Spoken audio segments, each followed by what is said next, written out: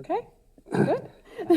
Hi, everyone. Welcome to our session. So today we are at the technology session. We're going to talk roughly about an hour about our research work. So I guess we're supposed to have one more person, but he's not here yet, so we just started.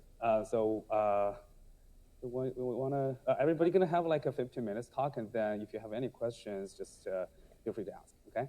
Yeah, maybe we should start. Yeah. Go ahead. All right, good afternoon. So my name is Shuo Niu. I'm currently assistant professor in the Department of Computer Science. I joined Clark in 2019, so this is my third year here. So I'm very happy to be a part of this. And I want to congratulate the president for his inauguration. And I'm celebrating by president some of my recent work, okay? So my main research is on social media. So before I jump into the research topic about the video sharing, I want to briefly explain what I'm doing. So my research area is called human-computer interaction and also social computing. So this more smaller area is called social computing. Human-computer interaction, you can see the three words in it, is human, computer, and we study the interaction between them. Maybe some of you think all the computer scientists or all the researchers in computing area are some like a technology geek, and they don't know anything about the human beings. They all know it's robots or something. That's not true. Okay, so like me, I study the interaction between human and the computational system. So half of my work actually involves human. So like I'm the person in this area to make the technology more feasible and easier to use, and also solves a lot of ethics issues, equity issues, to make the computational system be better serve the society and also individuals.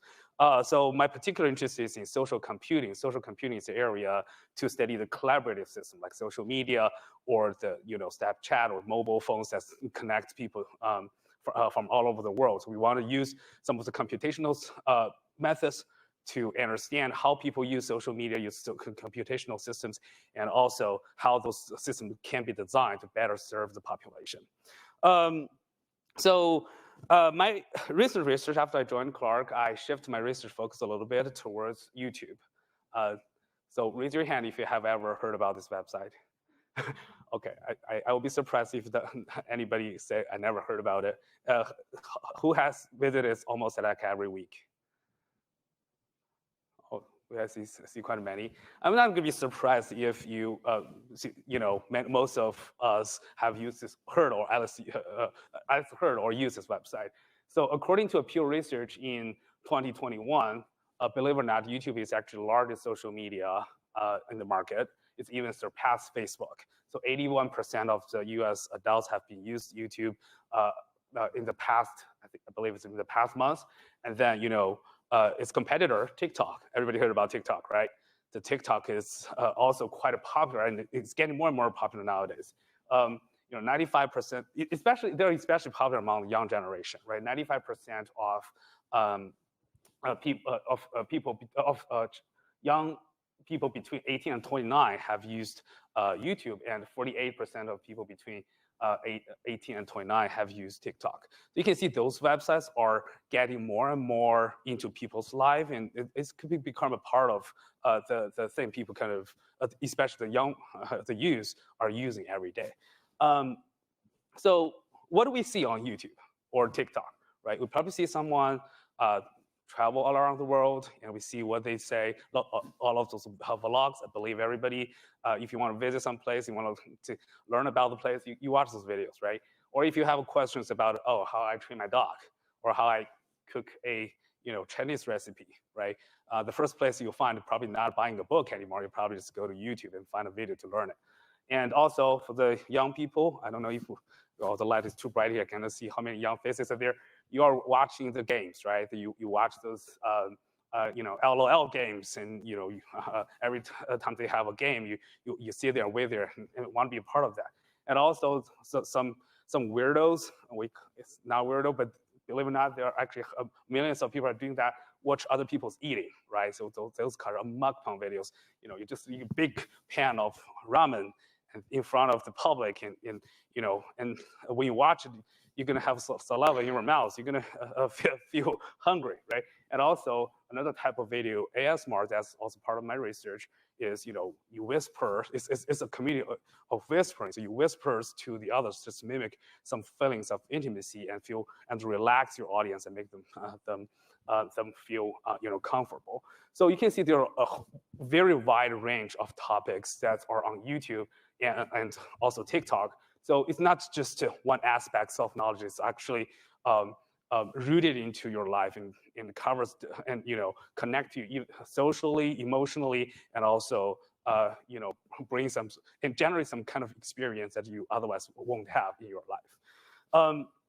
So I kind of I'm intrigued by those effects, the popularity of video share platforms. Oh yeah, by the way, I read another article the other day. It's like by the end of, I believe it's 2030 or 2050, the internet, 70% of the internet traffic is going to come from video sharing platforms. So that's also a huge thing, right? So because those things are getting popular and affect people from different aspects, my research kind of ask one question, how those video creators affect viewers socially and emotionally, right? Or us, especially young generation, are encountering those things every day, right? They're perceiving their knowledge from video sharing platforms, their social abilities, and also they're emotionally being moved by those creators, even though they don't really know the people they're actually watching, right? It's well, they know the people they're watching, but the people they watch are actually not their fans. They're not the people in life. They're actually a virtual person somewhere in the world, and then you learn it from them. So I want to analyze those videos on the platform to understand the potential effects of those video sharing technology and also the content of the creators, how they can affect people socially and emotionally. So before we talk, I actually showed the research. I want to talk briefly about how the YouTubers or the video creators, or somebody called it YouTube influencers, are different from our traditional TV media, right? So you think about that, the YouTubers, the video creators, they're not traditional celebrities that show up in the movie, right? They are mostly just regular grassroots person who demonstrate expertise in something, right? Like at least one person that I can recognize is Mr. Beast. Anybody heard about Mr. Beast? He's a famous person on the internet. He, one video I remember is he buy out all the used cars from a car shop and then just give it free to a random person. He made a lot of funny video like that. But he just doesn't look like a celebrity like Taylor Swift or Robert Johnson Jr., right? They look totally different. And those professional actors, they are acting, right? They have a script, they play in the movie.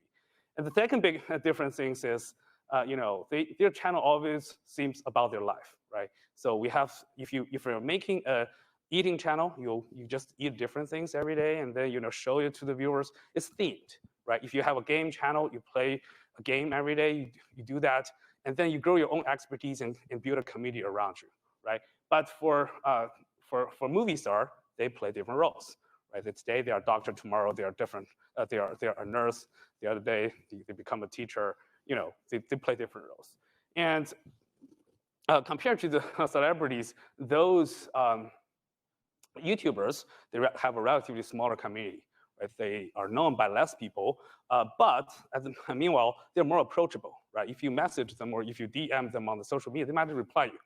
But if I write an email to Taylor Swift, I don't think she's going to reply me, right? So that sounds impossible. So you can see that on YouTube, you share your skills, and in exchange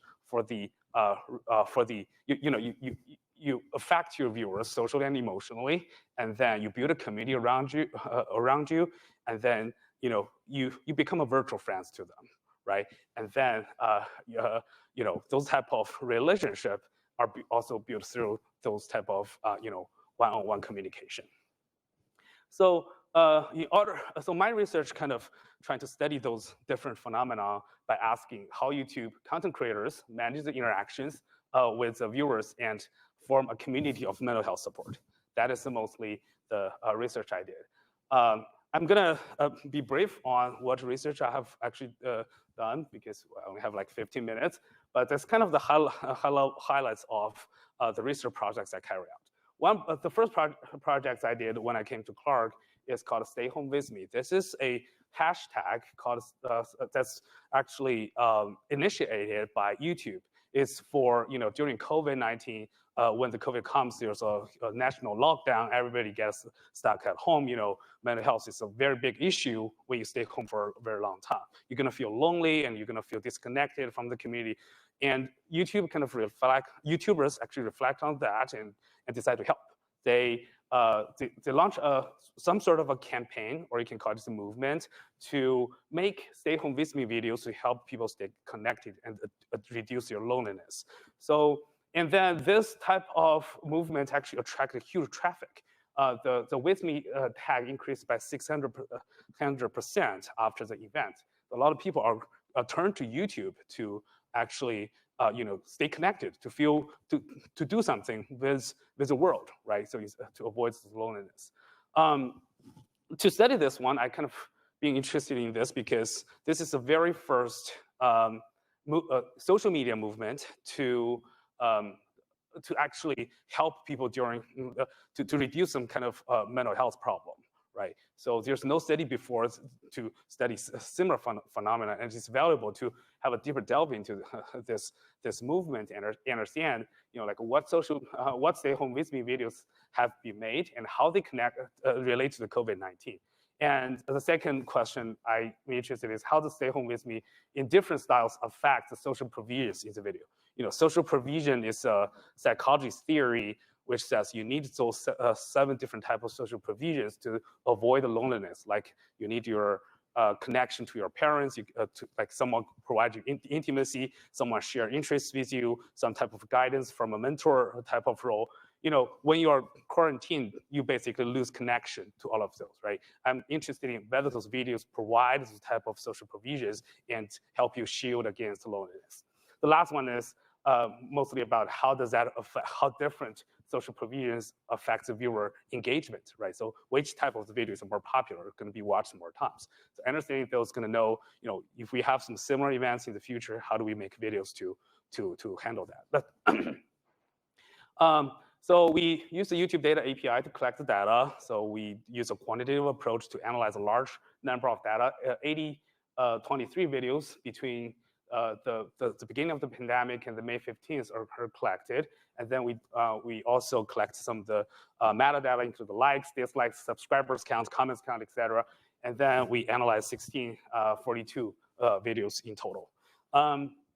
So some quick introduction about what do we find. The first thing is, like one of the questions that we annotate is whether the video mentioned COVID-19 or not. We kind of surprised to find that most of the YouTubers in their videos, they did not even mention COVID. You can see from the bar chart here, the 0 means no mentioning, and the 3 means mentioning a lot. You can see this largest scroll to the left. Why I'm bringing this up is because this is totally different from other social media like Twitter or Facebook, where a flood of COVID stressors or COVID-related information go to the social media and cause a lot of stressful feelings, right? So we find that YouTubers are taking a totally different approach. They are trying to reduce those type of stressors to engage you into some other activities that's not COVID related. And even though we know that alert people against those crises, against the danger of COVID is important, but meanwhile, mental health is also important, right? We don't want to make people, well, if social media only make people feel stressed, they will, that's not the only one purpose of social media. So that's, in the future, we should somehow consider leverage this, the creators' abilities to form a community, to form a space where people can temporarily relieve from those stressors and stay mentally strong. We also analyzed what type of social provisions the YouTubers trying to give to the audience. The most common one is called social integrations. That is the provisions that you need from friends and to share skills, learn some knowledge. So you can see that this one has most of the videos, 898 videos. In those videos, the YouTubers are sharing some skills, right? Like stay home and play piano with me, stay home and learn cooking with me, right? They are trying to make those type of videos.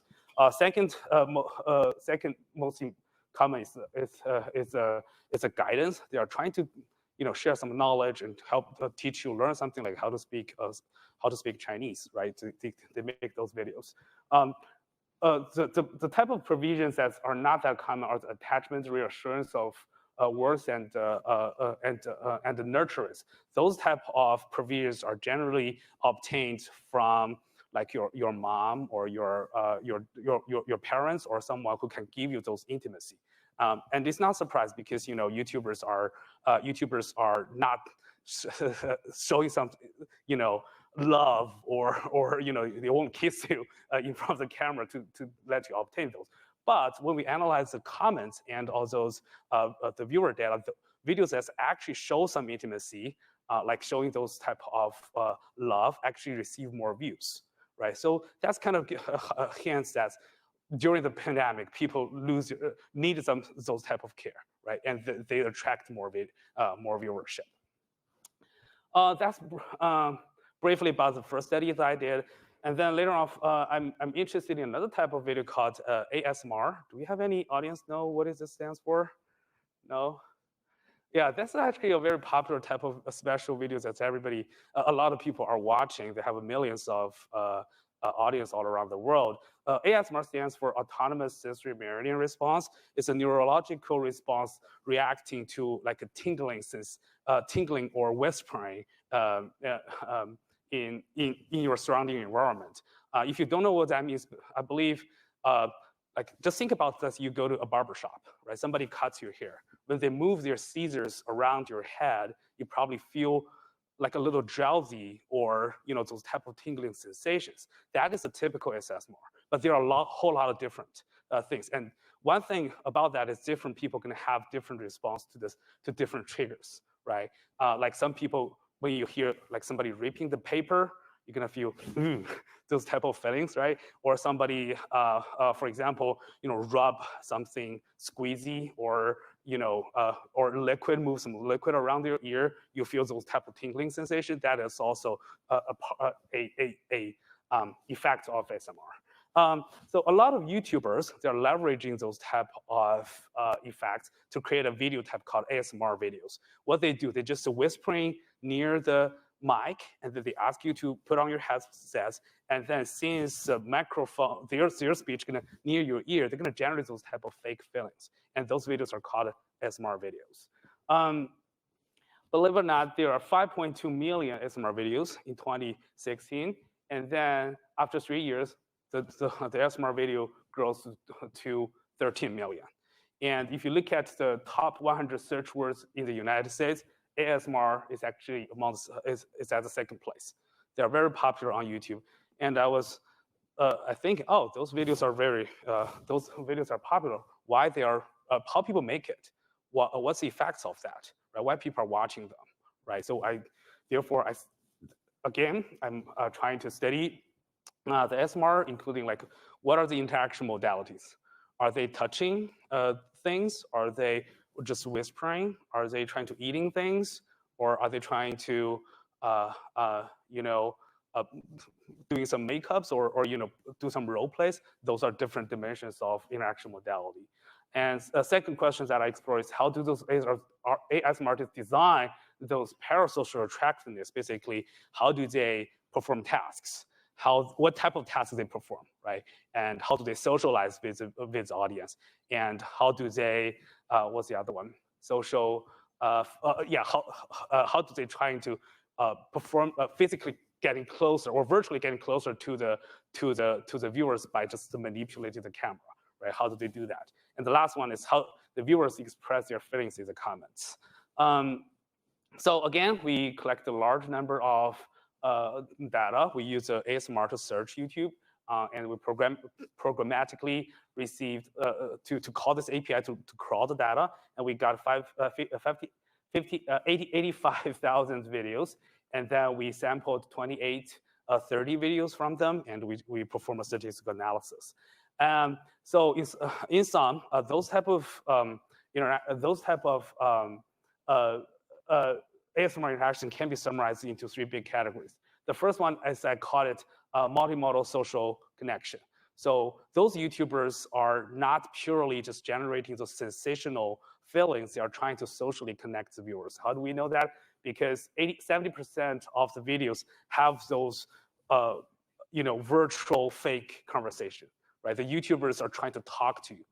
That's make you feel that you are sitting in front of them and have a conversation with them, right? And also 25% also pretend to have a back and forth. They even pause that to pretend that you can reply. Like, hey, how are you? And then, oh, you're good, great. And then they put you into some like a back and forth conversation. All those social scenarios are gonna generate a social feeling. And more importantly, it's actually multimodal. They're leveraging a lot of interactions, right? Like sometimes they reach their hands with the camera to pretend that they're touching you. Right? When you watch this video, you're gonna see the hands coming towards you. If you have a bigger screen, you're gonna have those sense of immersion, right? And that's also part of the second experience. Is called the relaxing physical intimacy. That is, just like the second picture over there. They try to touch you, have some mimic some fake, mimicked physical interactions, and also when they try to, a lot of YouTubers put their mouths very close to the mic, and then we wear a headset. You're gonna feel like someone is blowing their mouth or whispering near your ear, and they generate those type of intimacy. One interesting we find that is when the videos have those physical interactions, the viewers come and have a lot of more words related to the relaxation feelings. So that they when they watch those, they say something. Oh, I feel relaxed, or it feels good in the comments. So that's kind of indicates some benefits. The last type is called the experience of sensory reach activity observation. Those type of videos are a little bit different. Mostly they don't talk. They don't even show their human face. What they do is mostly like, for example, typing the keyboard, or tapping some tiles, or eating food, or crack some objects. In those videos, they are trying to just immerse the audience into the perceptual reaction to different triggers. So the last type of study that I'm going to briefly talk is about, I collaborated this project with Dr. Kathleen Pomeroy. So it's about the drug addiction. So the drug, everybody knows how severe the drug problem is in the United States, right? And the YouTubers are actually take their action to help with those events. So we kind of, I'm not going to delve deep into this, but mostly, briefly talk about what kind of videos are there, right? So we still use drug names and plus addiction to search the YouTube and get a lot of videos. So we found 3 major type of videos that are on YouTube. The first one is like the educational videos. They are made by a lot of psychologists or psychiatrists, or some people who think they are, they experience addiction themselves before, and they start to help people know what they have been through, to educate them. And the second type of video is a little bit controversy, where I think we should delve deeper into that. Is I call it disclosed addiction experience. There are a lot of videos the YouTubers just go on the street shooting a lot of videos about people's horrible life, lose their house, lying on the street, have a lot of addiction symptom. And I call it, it's like they're trying to get attention by showing others problem. And they have the name of helping them, but who knows, right? You're disclosing other people's addiction problem, and it might have some negative effects. And to Dr. Rees, they call it it's a scare tacit, right? So I don't know that, but Dr. Rees told me it's a scare tacit is not a good strategy to help people who have addiction problem. And the last one is a community of addiction advocacy. Those people are more activists. They are trying to help people on the street, give them food, give them water, or have or just shoot the scenes of the street, and some of them are also like the live stream, or they use those live stream to call on people to donate or to help those people. So that's the most 3 types of videos. All right, that's pretty much what I have.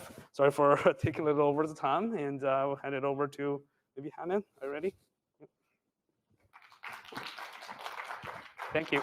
So this one's next. Yeah.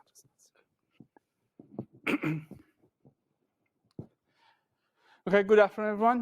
My name is Hamid. I'm Assistant Professor of Business Analytics and Information Management at School of Management at Clark University. So today I briefly explain about my research and also a School of Business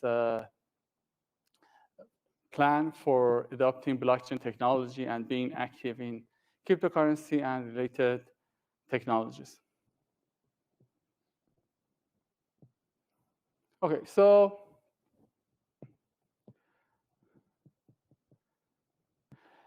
at the School of Management, we have 3 major purposes.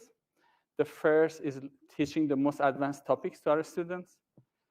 Second is research purposes. We want to focus on both blockchain and big data concepts.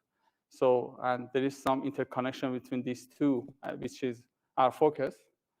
And having, if you look at LinkedIn, there's new jobs coming up about in blockchain and cryptocurrency. We want to have our students also be attracted in those markets and be successful. So we have, could have broader markets that they could join.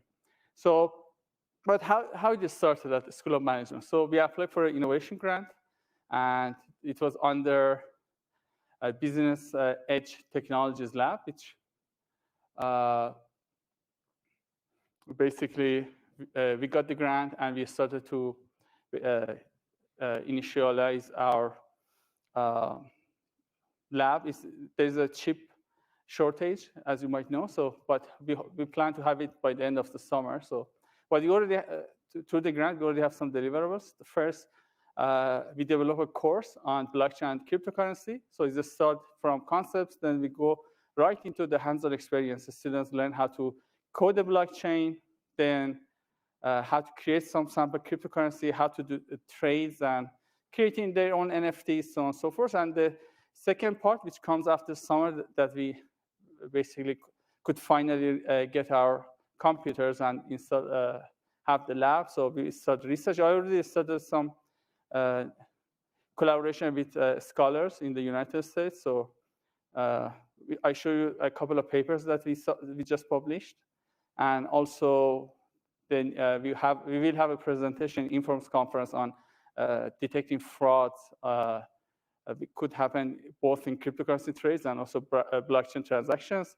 Dr. Alan Eisner and I were principal in this grant. So both of us have some experiments relating to research and also teaching new concepts for the business students. I also have 2 published papers. One is in exactly how to trade cryptocurrency. If you want to be a trader, how to use artificial intelligence to do trading, which since it could be more intuitive and easy to explain, I also explain a little bit of that paper. And also the second one is about blockchain technology and how companies adopt and this technology, and basically what is the characteristics of the companies or basically friendly through adopting this technology. So blockchain, and almost it's one of its first application with cryptocurrency, has some main reasons that almost everybody now at least know about the Bitcoin. They do trading, so some could be ease of international transactions. So some countries even adopted as their official currency. So Honduras is one of them. So it led them to have faster, more reliable, and also independent international transactions. Some application even happened for a recent international conflict, which was in Ukraine. So many people could be able to send funds to the people in Ukraine. which they don't have reliable banking system right now. So there's so many people do donations, and even in the Russian part, they are under international sanctions. So they be able to do their own trades, but since, which I explain later on, since in the application of blockchain in international trade or cryptocurrency is transparent, so it's easy to basically cut those transactions that are happening in Russia. Also freedom, so people would be free of the government and their policies. So as you might know, in last year, the amount of printed dollars, which I mean printing, it just means creating like dollars, not exactly just printing paper money. So it was more than like last several decades. So, but some of the cryptocurrency, including blockchain, they have some limitation caps, so you cannot just print as much as you can. And also, if you want to have some updates, the majority of community should accept that. So it's not just one person, one government that can control. I know there's some issues. It's not perfect, but also there's so many updates in this technology. So you might heard of NFTs. So NFT is not a very new concept. So later on talked that during ancient times, even we had something close to NFT that now people are talking about. But at the end, if I just summarize it, so we have blocks of information, which each block depends on the previous block. And there is some basically authentication system that how basically a block of information could be valid, considering the fact the previous block should be valid too. One of the things that I'm going to teach the students, some of the validation, or basically how to maintain and validate transactions in the blockchain. So the most famous one is proof of work, which almost the first one happened for Bitcoin, and a student learned how to do coding, how to make their own proof of work network. I might also teach proof of stake. And you can see there's so many technologies. There's some of that they have some similarities, but basically there is a triangle of trade-off between how secure and how fast, and basically how you can have less computation. So you cannot have everything in all of them together. So sometimes you sacrifice a little bit of security, or you sacrifice a little bit of speed. So based on them, you might have different technologies. So each technology is not perfect, but at the end, they might have different applications. So one of the concerns that people are worried about blockchains is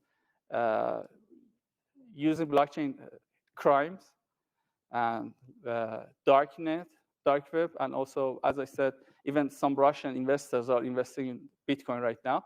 But the good thing is very transparent. People can use Bitcoin for crimes, but you can trace all the transaction and finally catch those fraud transactions. And it might be even much more safer, and secure, and reliable than dollar, which some countries, which I don't want to go to international policies, but they print fake dollars, but they cannot do it Bitcoin. Also, you might remember we had a power hijack in the United States. Happened, I think it was like a couple of years ago. But for releasing the network, they asked US government to pay them in Bitcoin. US government paid them because they knew that everything is transparent and they finally can get all of the monies back. So this is one of the applications. So let's talk about a little bit of trading, which was the first paper that I just published. So almost everybody knows about that. So it's very intuitive. And even if you don't have any background in how to program those blocks, how proof of work, proof of stake, or other basically validation technologies work, at least people know they can make some money through having good trading policies. So I'm more fan of, I know there's trading. You might, if you just Google, there's so many courses in trading and techniques for stock, oil, even currencies, but I'm more fan of Bitcoin because it's much more transparent and you have more data. So if you want to do prediction with more data and with more transparent data, probably you might have better predictions. So this is the topic of the first paper. And I've focused on Bitcoin because there's more data.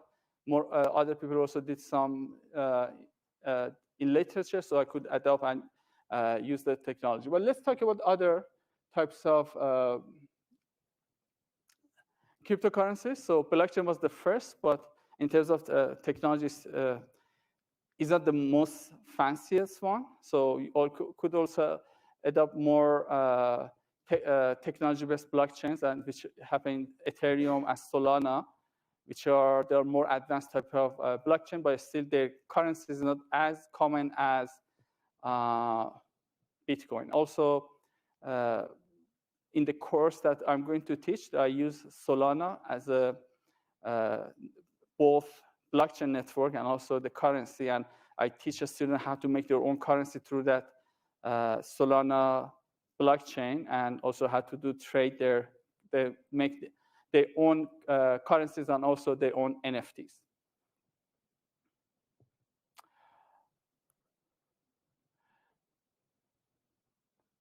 So on top of the most valid and the most common currency, as I said, Bitcoin is the first one, which is the most common one. Also, we have more fancier cryptocurrency based on more advanced blockchain. We also have some, I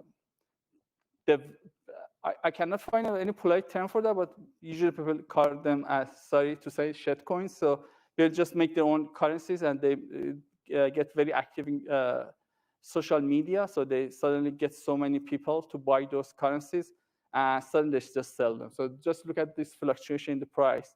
I think somebody in the apex of the figure made millions of dollars, and then they sold all of them and it's just nothing. So there's some frauds in the cryptocurrencies, so which is not the thing that I'm going to teach to the students.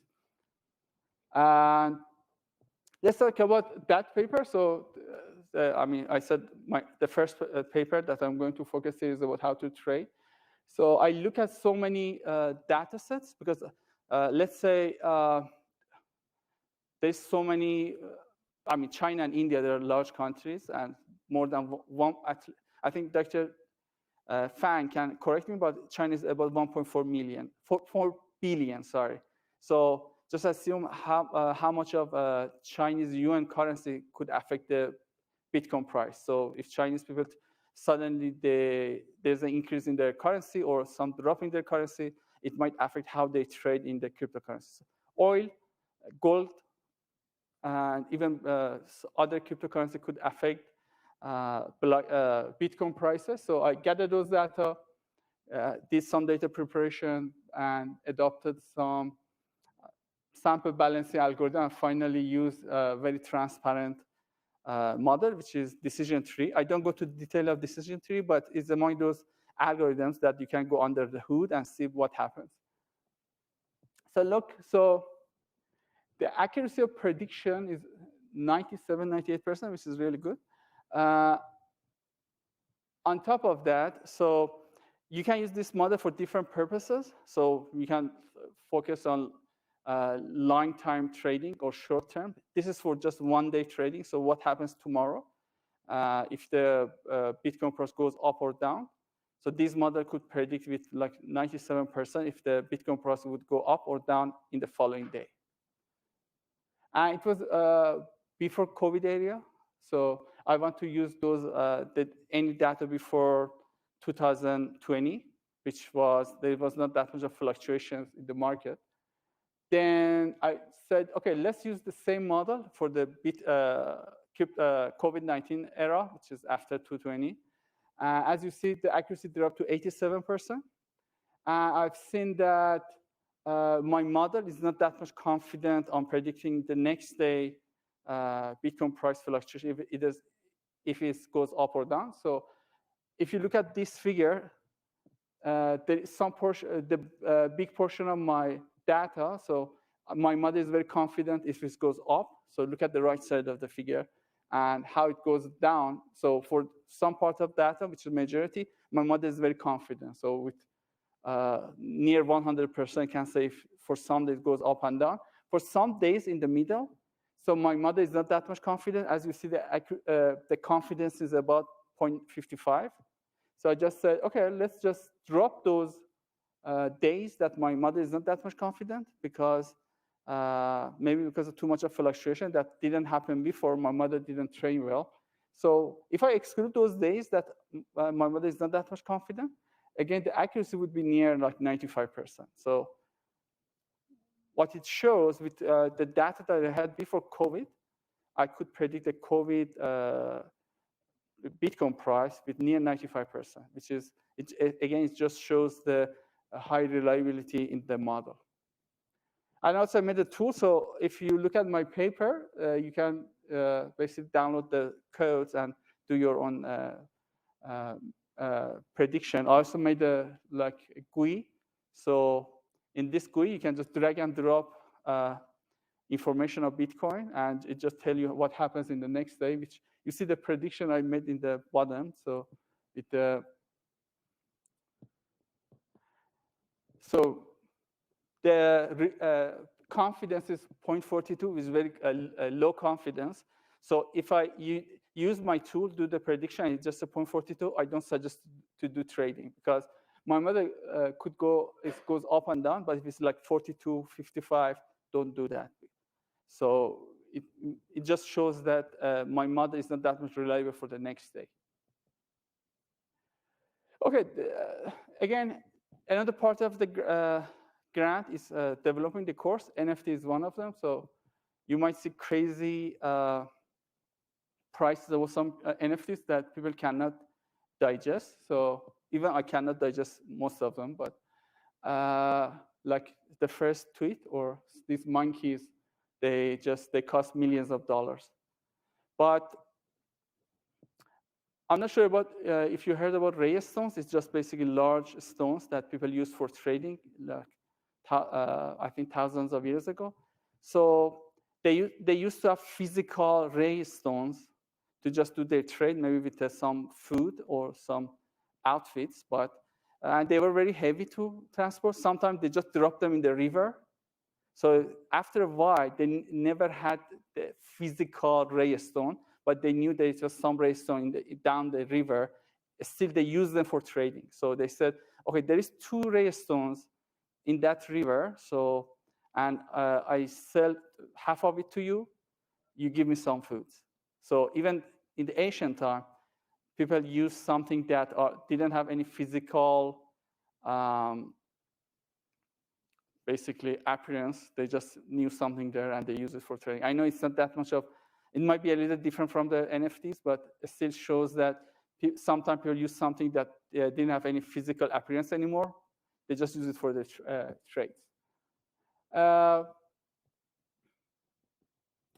So our students learn how to create their own NFTs in Solana. And basically, if the good thing about the course, which even right now I have some students, they have individual study with me on blockchain and cryptocurrency. They use their knowledge to create their own NFT project, and some of them actually are working right now. I have this is a project that one of my students is working. So they have their own NFT through Solana, and they sell these pictures. What they do, which is their entrepreneurial idea, after selling those NFT, they use the money to buy miners, and these miners help transaction Bitcoin net blockchain. So basically, this money helps them to have a long-term support for their own project. So no matter if they can sell that much of NFTs or not, they still have some physical miners that, again, it gives them more stream of money. That's it for today. So thank you very much. It was my pleasure to talk about our lab in the School of Management and our current research, future, and also the course that we develop for our students. Thank you very much. Right, I'm going to talk about virtual reality. So I have 3 areas. I was asked to talk about my work over the last year, which was my first year at Clark, explicitly with virtual reality in mind. So I'm going to talk about research collaborations, contributions to developer and classroom, and then VR and interactive fine art.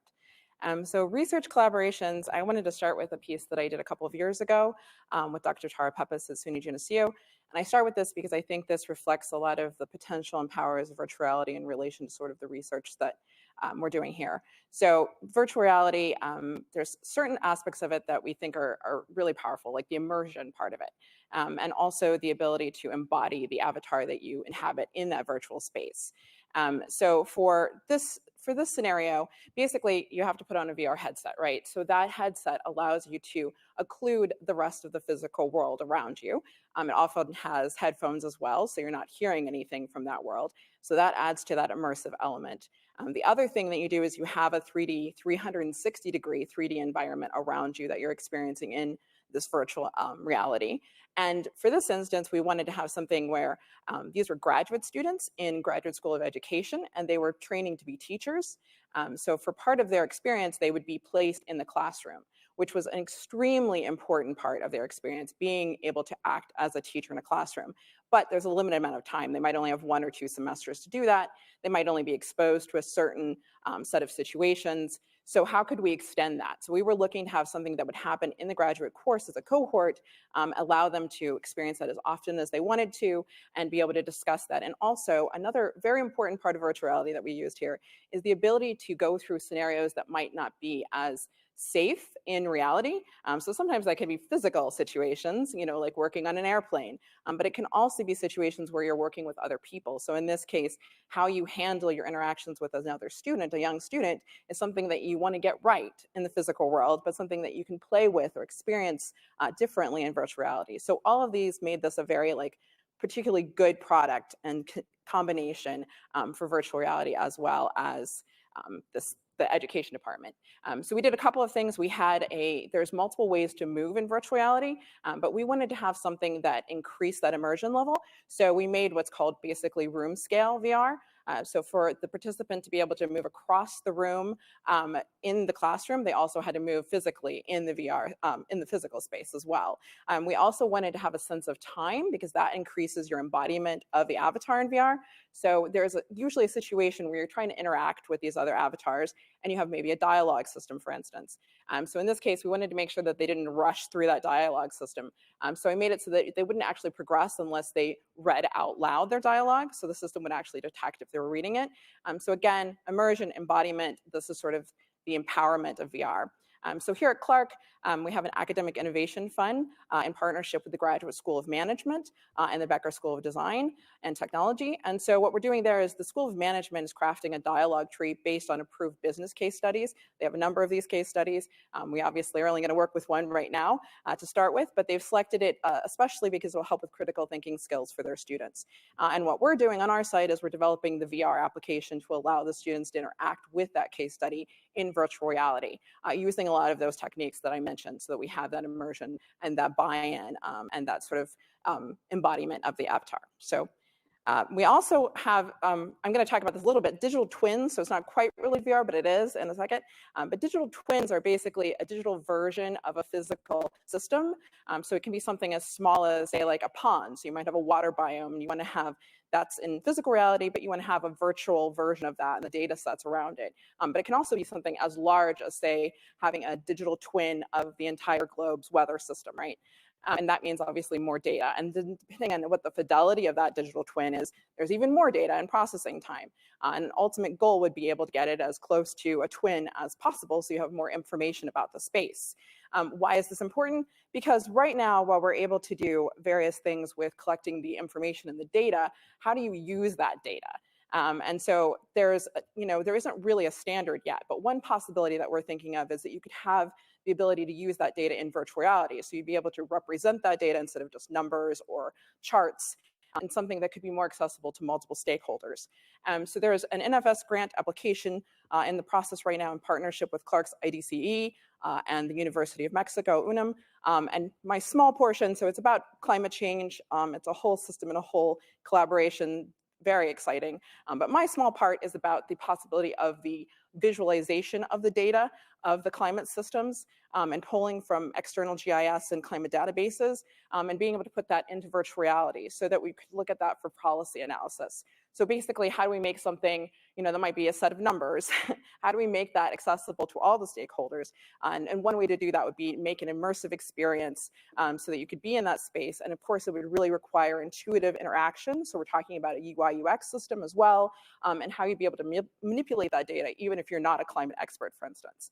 And a framework to also allow those stakeholders not only to sort of experience the data in this way, but also to build their own versions from that, manipulating the data, and then being able to share that out. So you might be having a situation where you could share out worst case scenarios, but if you go into VR and embody that in an immersive space, that might have a powerful effect on how you're reading that information.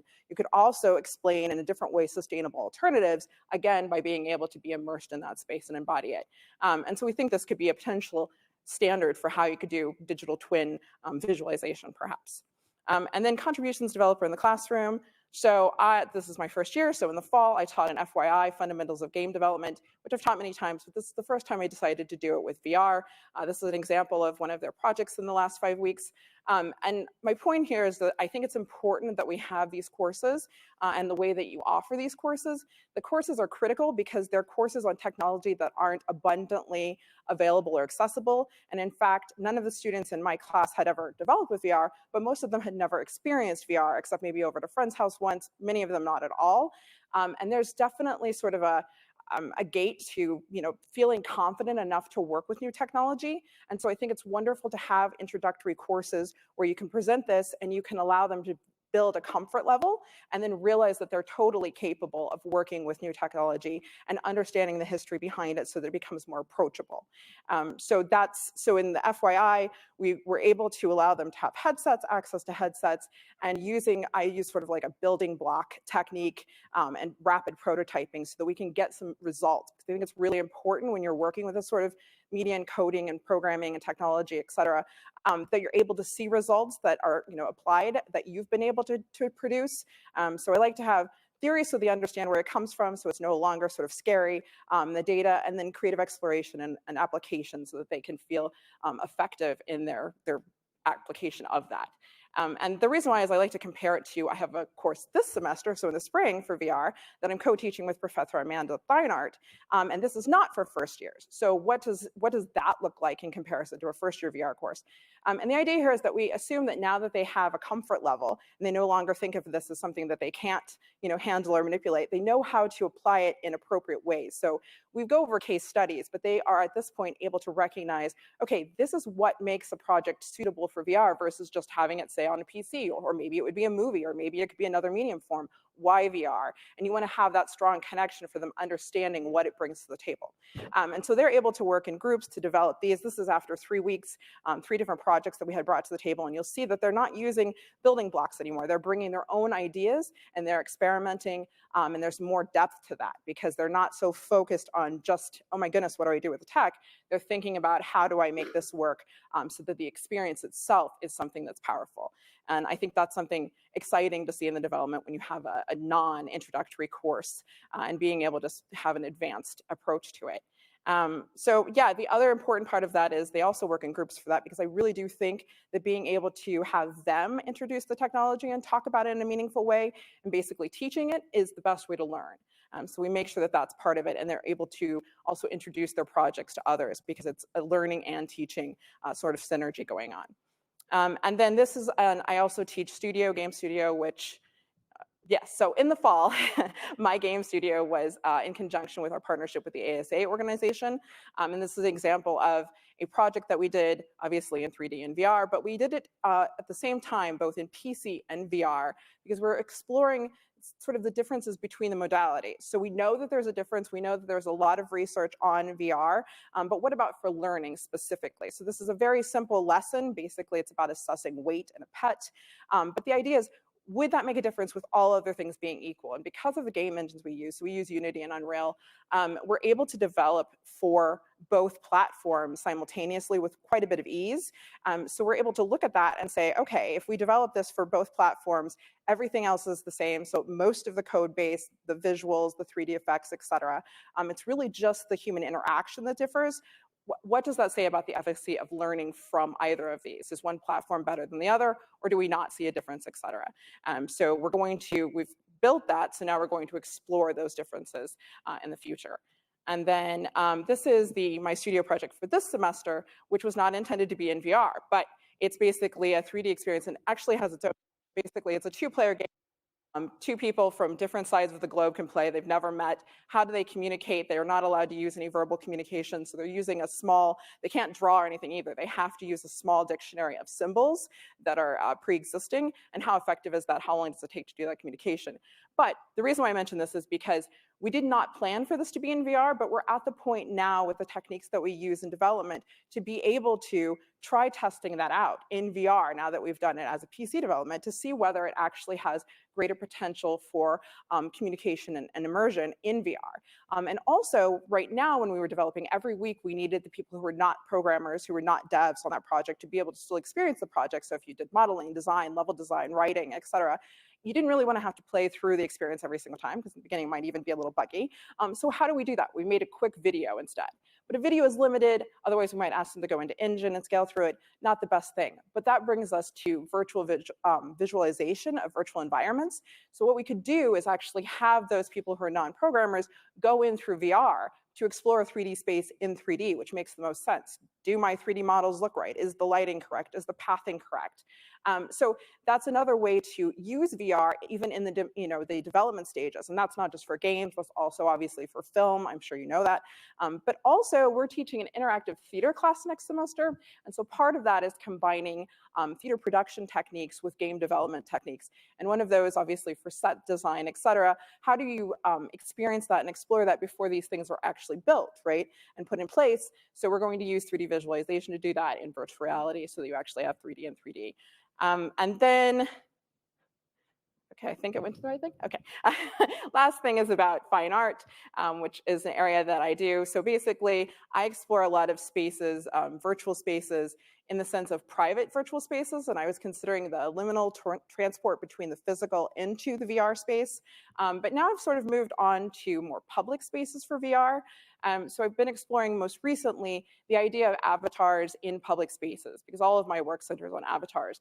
But avatars in public spaces and thinking about how the public audience views you and your avatar, as well as how that changes your own performance. So performance it's been shown that your digital avatar affects not only how others perceive and interact with you, but how you actually perceive yourself and interact in the virtual space. But there's also studies indicating that how you perceive yourself as an avatar in a virtual space affects your actions outside of the virtual space, in the physical space. So for art, it's interesting to think about the performative aspect and how it changes your performance, how it changes your interactions with others in sort of a cooperative happening of art, which is what I'm focused on at the moment. And that's it for me. Thanks.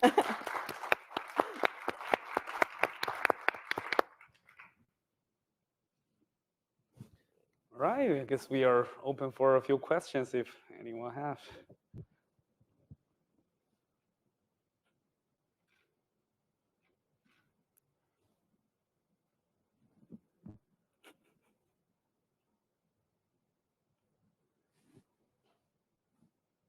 Okay. No question. No question. Maybe I can ask you a question. All those projects are developed by students, or what kind of platform they're? The first one was developed with a grad student myself, but all the others are by the students. Yeah. What tools are you using? Unity and Unreal, and for VR, the built-in VR technologies for the SDK from like Oculus we usually use. Do they do the modeling from the beginning? Or? Oh yeah, they do the modeling as well. Okay.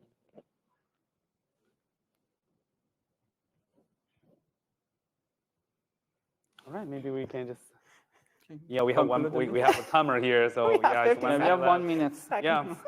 Thank everybody for coming, and thank you. Yeah, Thank you very much. Yeah, if you have questions, let us know.